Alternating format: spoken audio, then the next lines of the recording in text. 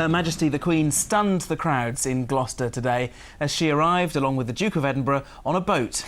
The Queen and her husband were keen to see the redevelopment that's transformed the city in the last year or so. Our Gloucester correspondent Ken Goodwin was with the crowds who welcomed Her Majesty, who looked as if she genuinely enjoyed a royal boat trip around the docks. Gloucester's regeneration is currently centred in and around the docks, so this is as good a way as any to arrive. And while the Queen prepared to disembark, the crowds were eagerly awaiting. It's been 6 years since the Queen visited the city, but today she's been given a real Gloucester welcome. And then she was here, walking past Lanterney Priory at the back of Gloucestershire College's new building. A chance for the children who'd been waiting to give her some flowers. So interesting. I gave flowers to the Queen. What did she say? Thank you. Were you nervous? Why? Because I've never seen the Queen before. What was that moment like when you saw your little girls giving the Queen a posy? Very good, amazing. It brought tears to my eyes. Inside Gloucestershire College, the Queen met staff, students and local dignitaries. Later, the Queen said her goodbyes, leaving guests to reflect on the slightly surreal experience of sitting down for lunch and a chat with the Queen. This former student was sitting next to her. But how do you have a conversation with the Queen over lunch? What happens? Well, she started most of the conversation, so it flew from there.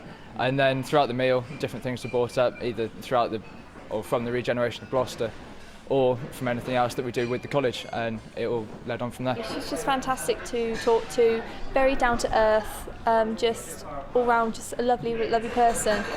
In the kitchens where all that culinary magic had been performed, Gloucestershire College catering students were mulling over what had just happened, something most celebrity chefs would give their right arm to do. They'd cooked for the Queen. Apple tart, and I made the ice cream the other day as well to go with it, made some chocolate discs, and all the rest of the bits to go with it, put it together today, and that was it. OK, look at this. These are the actual trays of petit four that were out there for the Queen. I'm going to try one. Just look at that.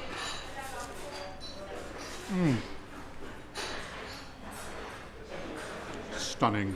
The Queen's next stop was GCHQ in Cheltenham, where they're celebrating the centenary of the 3 UK intelligence agencies, and one of those rare occasions that a TV camera has been allowed to film in one of the country's most security-conscious establishments. Ken Goodwin in Gloucestershire for the West Country Tonight.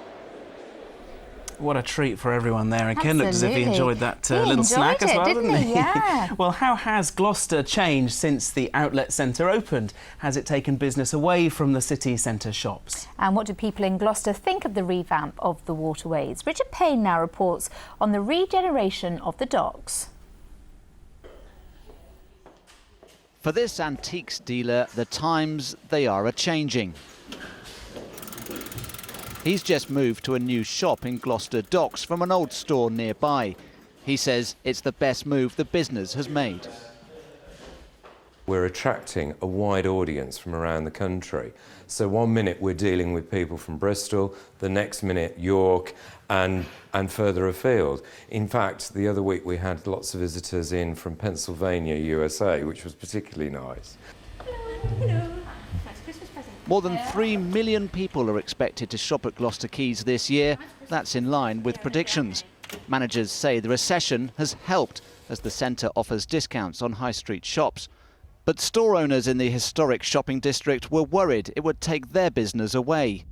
It has had the opposite effect, and that's given confidence to people to invest, and we've seen new shops opening in the city centre as well, and also on the land adjoining the Gloucester Quays Outlet Centre. We've just had a planning application submitted for a fairly major leisure development.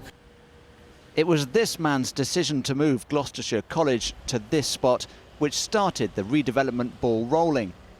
First of all, we've probably created around 1,000 new jobs, which is important. We've got much better transport facilities. We've got a brand new college that we didn't have before.